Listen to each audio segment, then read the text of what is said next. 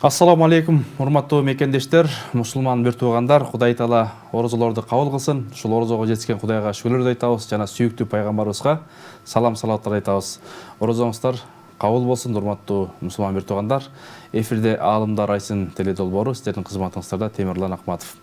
Бүгүн сиздер менен биз ушул адал тамактануу жөнүндө сөз кылабыз. Андыктан 7-те кала бериңиздер. Биздин коногубуз да келип калды. Дин аалымы устазыбыз Бактияр Токтогаз уулу. Ассаламу алейкум устаз, кош келдиңиз. Орозоңуз кабыл болсун. Рахмат, бирге болсун. Амандашып алсаңыз. Ассаламу алейкум, урматтуу мусулман бир туугандар. Туткан орозоңуздар кабыл болсун. Ушул ыйык айда кылган жакшы ибадаттарыңыздарды, кайрымдуулуктарыңыздарды Алла Таалам эселеп соопторун берген болсун. Алла разы болсун устаз. Биринчиден ыраазычылык билдиребиз. Ушул убакытта алып келип, ушул биздин элге, журтка бир илимдин зекетин берсек деп атабыз. Адал тамактануу деген өзү эмне устаз? Эзүү ушу адал дегенге бир аз токтоло кетсем, адал деген ошо Кудай Таала сүйгөн, жактырган иш-аракеттер, ошондой эле азыктар, тамактар баардыгы кирет. Адал дегенде бул Кудай Таала ошол сүйүп буйруган иш-аракеттердин баардыгы адал. Ал эми тыйган, жек көргөн, катуу мындай убада кылган, мисалы үчүн аларга мындай катуу азап болот деген нерсенин баардыгы бул арам нерселер болуп калат. Анан учурдан пайдаланып, мисалы үчүн эгерде биз жаманды билсек, жаман менен кошо жакшыны да билебиз да. Мисалы Кудай Таала туура иштер, туура эмес болгон иштерден мисалы үчүн тыйган. Мисалы үчүн паракорлук, жемкорлук дейли, бирөөнүн мал мүлкүн баягы туура эмес жолдор менен алып, тартып алуу, зомбулук көрсөтүү, ушунун баардыгы бул арам. Ал эми туура иш кылган болсо, ак эмгек менен үй бүлөсүн өзүн баккан болсо, эч бирөөнү алдабаса, соодасында дагы алдоо менен бир шугулданбаса, мунун баардыгы адал болот. Ал эми адал тамакка келгенде, ушул нерселерден тыйылып келип, андан кийин өз эмгеги менен тапкан болсо адал болот. Анан адал дегенде дагы бул мал жаатында дагы айта турган болсок, ошо Майда сүрөсүндө Алла Таала ошол Кур'ани Керимде айтат, силерге ошол аяттын мааниси, силерге өлүмтүк арам кылынды дейт. Андан кийин ал жакта ошол Алла Таала канды, анан баардыгын санайт, эсептейт. Бул жерде мен баягы эмнеге токтолгум келип турат?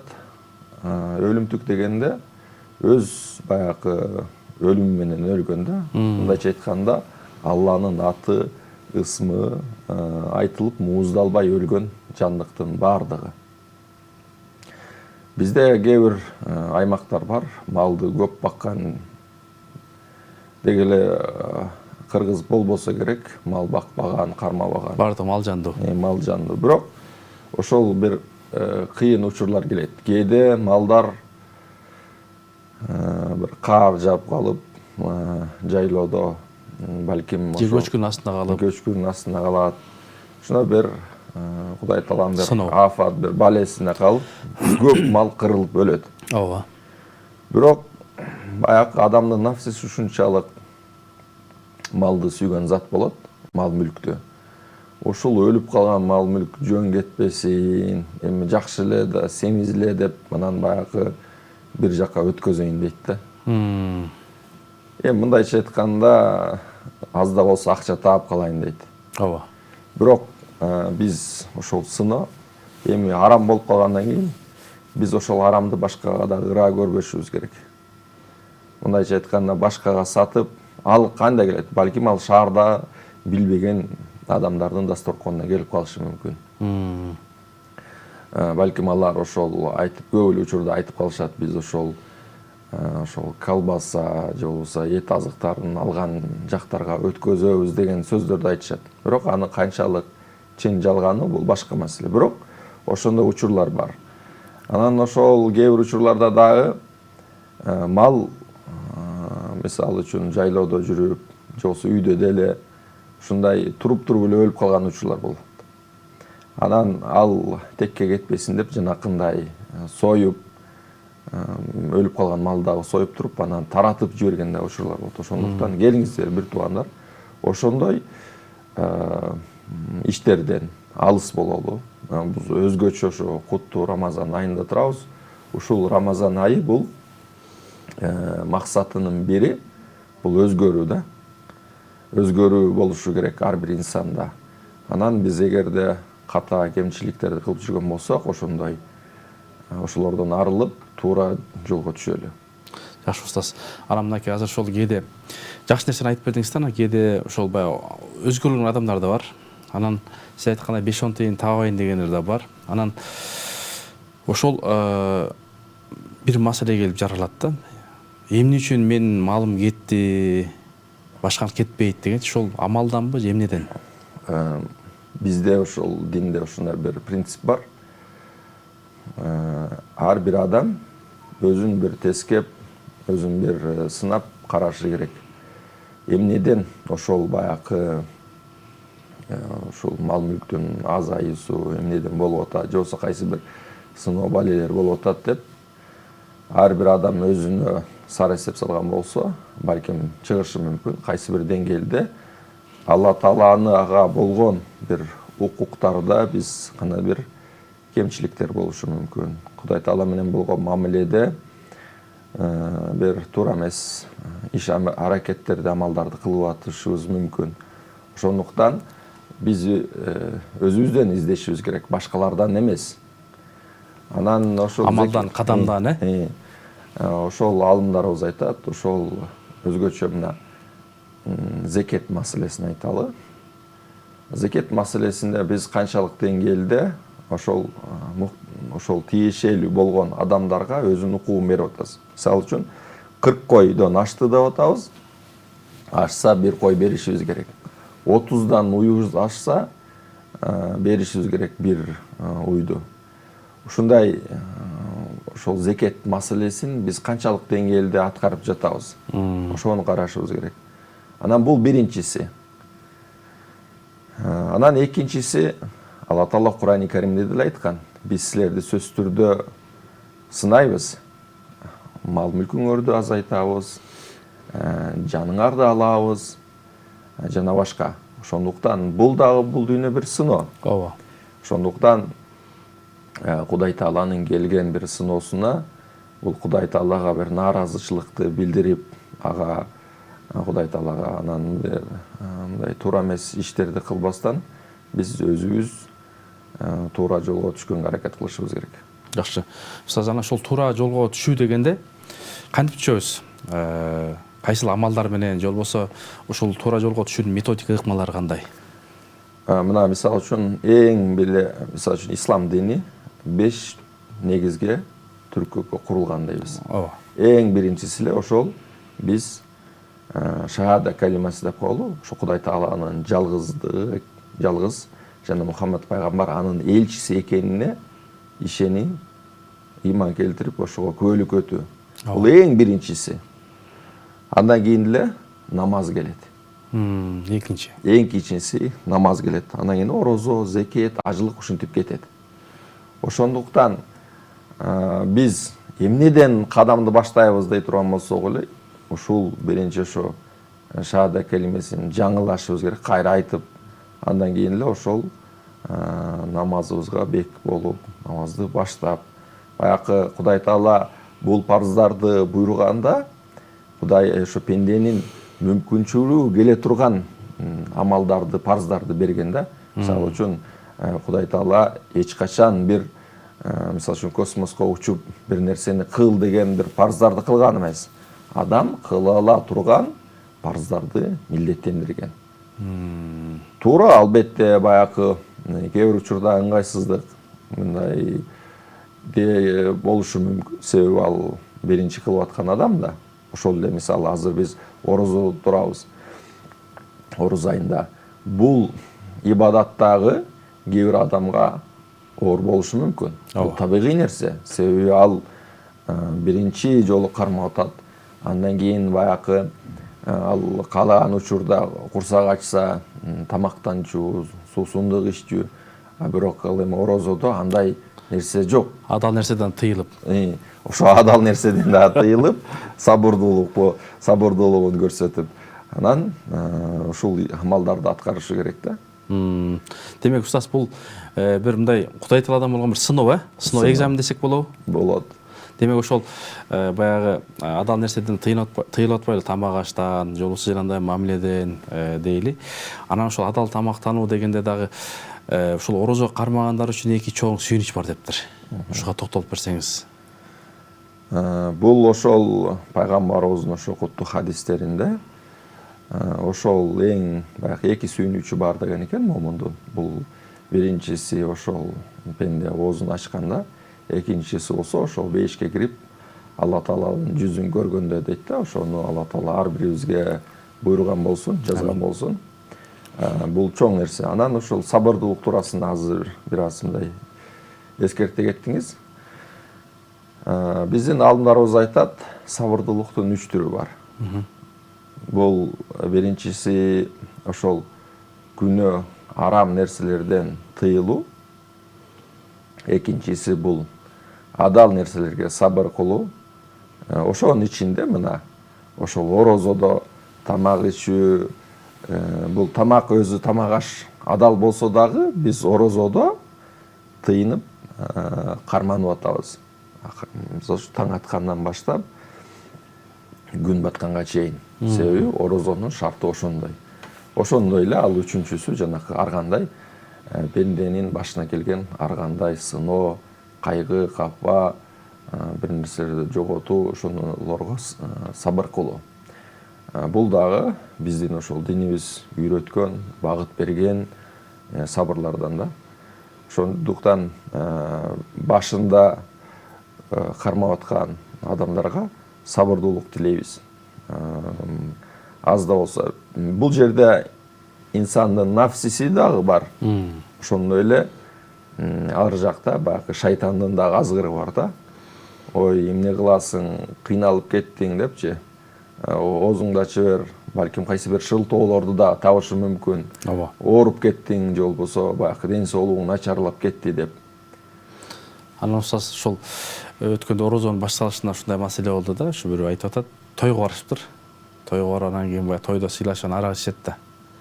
Анан ой болбойт десе, жанагы сүткө күрүштү бышырып ичип койсоң таптаза болуп калат, эртең кармай бересиң депчи. Анан ушул кандай шариатта?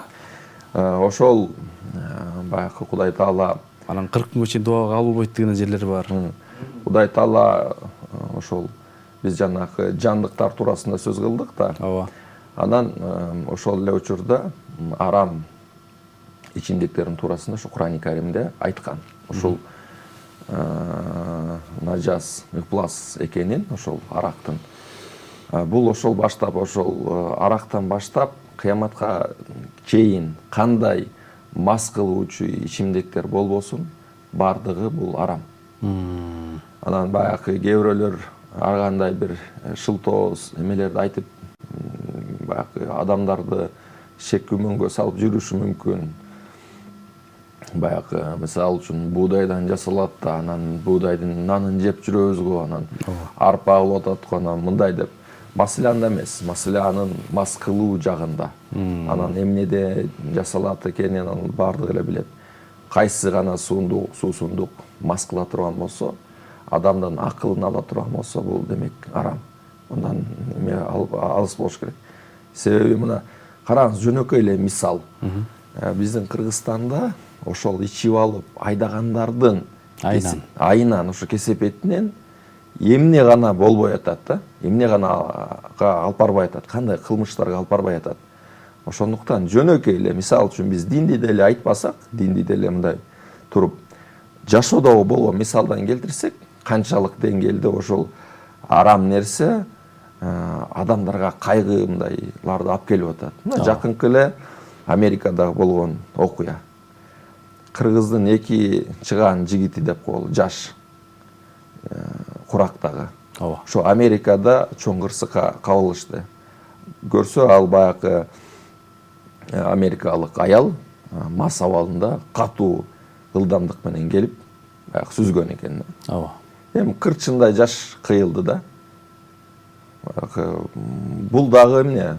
Бул мына ушул кесепеттер ушундай болот. Биздин Кыргызстанда деле статистика боюнча көп мындай. Ооба. Ошондуктан келиңиздер, бир туугандар. Ушул ыйык Рамазан айынын урматы менен ошондой туура эмес баягы арам нерселерден арылалы. Ооба.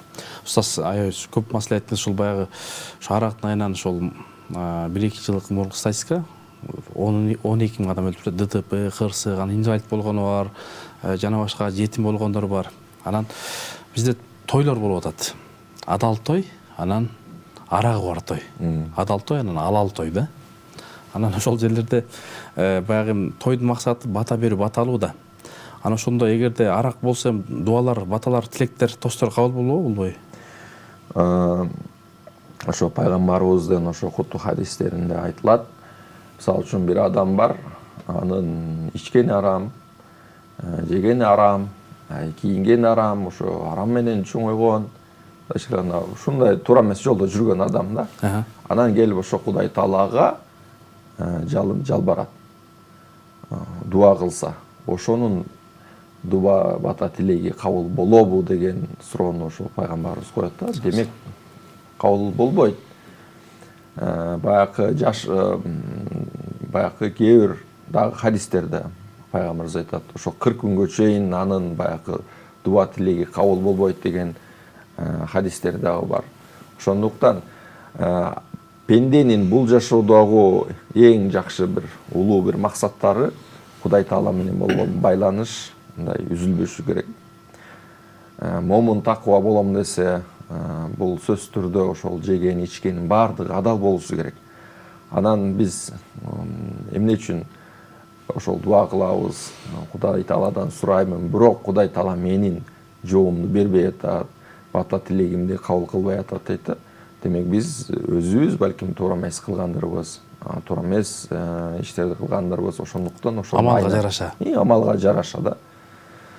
Ошондуктан биз мына баягы ушул адал той, адал жашоо образын биз элдерге көп баягы элдин катмарына жеткизишибиз керек. Демек, сиз деле мисалы үчүн тажрыйбаңыз бар, көрсөтүп жүрөсүз. Тойду деле адал той алып барса болот, өткөзсө болот. Сөз түрдө бул жерде арак, шарап жана башкасы болуп өтүүсү шарт эмес. Мындай деле жакшынакай маадайды көтөрсө тойду өткөзсө болбойт, Ооба. Демек, устаз баягы мына сиз жетектеп аткан адал халал комитети муфтияттагы ошол сиздер адал ушундай көп мекемелер кайрылат демисиздер. Ошолор кантип бересиздер? Эми биздин ошо муфтияттагы адал халал бөлүмүнүн ишмердүүлүгүнө токтоло кетсек, бул биздин бөлүм ошо Кыргыз Республикасынын экономика жана коммерция министрлигинин алдында Кыргыз стандарт деген уюм бар. Ошол мекеме менен борбор менен биз чогуу биргеликте беребиз. Мындайча айтканда өкмөттүк анан муфтияттын ортосунда бир адал сертификаты берилет. Анын мөөнөтү 1 жыл. Албетте ошол ишкерлер, ошол учурдан пайдаланып ишкерлер, бизди көрүп жаткан ишкерлер, ошол тамак аш жаатында, кызмат көрсөтүү жаатында, кызмат көрсөтүү дегенде багы кафе, ресторан жаатында боло турган болсо, ошол адамдар бизге тиешелүү документтери менен кайрылса, кызыктар болгон болсо, ошого биз бере алабыз. Ал баягы тиешелүү документтер дегенде, ал расмий иштеген тарап болушу керек, баягы расмий кагазы, руксаты. Анан баягы кызмат көрсөтүү жана кафе, ресторан боло турган болсо, сөзсүз түрдө анын санэпидстанциянын баягы стандарттар, баягы эмеси, справкасы дейбизби, ошондой тиешелүү кагаздар болушу керек. Тамак аш жатып болуп атканда ветеринардын кагазы дегендей. Анан баардык талаптарга ылайык болгон болсо, биз анан беребиз да сертификатты. Демек, сиздерге кайрылыш керек экен да, арыз менен, А ошол менен кайрылса канча убакытта алышат? Эми бул ишкананын өзүнүн анан кайсы жакта жайгашкан ошого жараша бул көптө эле көпкө созулбайт. Ашып кетсе бир 15 күн болушу мүмкүн. Демек, урматтуу көрөрмандар, эгерде сиздер ошол устаз айткандай адал сертификат аладым десе, шарттары, талаптары ушундай экен. Мен ойлойм, Кудай буйрса ушул анан устаз кийимдин дагы адал жактары бар экен. Ушуга да токтолуп кетсеңиз, кандай кийимдер адал болот, кандай кийиниш керек? Бул дагы чоң бир маданият. Эми эгер биз ошо адал туурасында айта турган болсок, бизде ошол кийим маселесине дагы ошол шариаттын, диндин өзүнүн баягы көз карашы, кандай десем көз карашы, өзүнүн баягы чечимдери, багыттары бар. Мисалы үчүн эркек киши уяттуу жерлерин жабыш керек дегенде ошол тизеден ылдый, киндиктен өйдө бул көрсөтпөшү керек. Бул эми аврат деп коет, уяттуу жерлер. Бул исламдын маданияты. Тагыраак айтканда, мындай кыска шортикти, мисалы үчүн кээде көрөбүз да, ошол өзгөчө ошол шаарда, ошол Бишкек шаарында жана чоң шаарларда ошол сандарын көрсөтүп жүргөн эркектер болушу мүмкүн. Бул ислам динине баягы каршы келген көрүнүш. Мындай болбош керек. Бул мындайча айтканда уят. Ал эми аялдардыкы болсо эмне? Аялдардыкы, мисалы үчүн кийим маселесине келгенде, жүзүнөн жана колунун башка жерин жабуу, ошо башка чоочун эркекке көрсөтпөй жүрүү, бул парз. Анан эгер баягы өзүнүн сулуулугун, өзүнүн көрсөтүп башкаларга жүргөн болсо, уяттуу жерлерин, бул чоң күнөө. Ошондуктан учурдан пайдаланышыбыз керек. Баягы мусулман болгондон кийин келиңиздер, биз өзүбүздүн уяттуу жерлерибизди башка чоочун эркектерге көрсөтпөй, жамынып, кийинип жүрөлү. Устаз, бизге бөлүнгөн убакыт да соңуна келип калды. Алла ыраазы болсун, убакыт бөлүп келип, элибизге ушул адал жөнүндө, халал жөнүндө абдан жакшы аз убакыт ичинде көп маалыматтарды бердиңиз. Ушул жагын сиңирели, Кудай буйрса. Кийинки эфирлерде да башкаларды беребиз дегендей. Анан ушул бүгүнкү ушул орозодо, жалпы орозодо шайтандар кишенделет дейт, дуалар кабыл болот дейт, бир эл журтка, мусулмандарга бир бата, дуа, тилек бериңиз. Бисмиллахиррахманиррахим. Амин. Алла Таала ушул баардыгыбыздын кармаган орозобузду кабыл кылган болсун. Ушул айда кылган ибадаттарыбызды, кайрымдуулуктарыбыздын соопторун Алла Таала эселеп берген болсун. Алла Таала элибизди, жерибизди ар кандай балия кырсыктардан сактаган болсун. Алла Таала ушул Рамазандын урматы менен адашып жүргөн биздин бир тууганыбыздарды туура жолго салган болсун. Саллаллаху таала ва саллам аля расулихи Мухаммад ва аля алихи ва асхаби ажмаин. Амин. Алла разы болсун сизден. Ара-карак узун болсоң кыскартат, ара-карак катуу болсоң жумшартат, ара-карак түбү келип о дүйнөгө себепкер утатат дейт. Аттың өчкөр арактан олак бололу, жаа бою алыс бололу. Бул арак бул жамандыктын энеси дейт. Андыктан ошол адал тамак жесек, адал жашоо образын түзсөк, Кудай буйрса, биз сиз эки дүйнөдө бактылуу болобуз. 7-де Аалымдар айсынын теле долбоору соңуна келип калды. Кандай маселе болбосун Аалымдар айсын. Сиздерге бүгүн ушул дин аалымы Бактияр Токтогаз уулу устазыбыз суроолорго жооп берди. Кийинки эфирден амандашканга чейин Аллахтын саламы, тынчтыгы, берекеси сиздер менен болсун.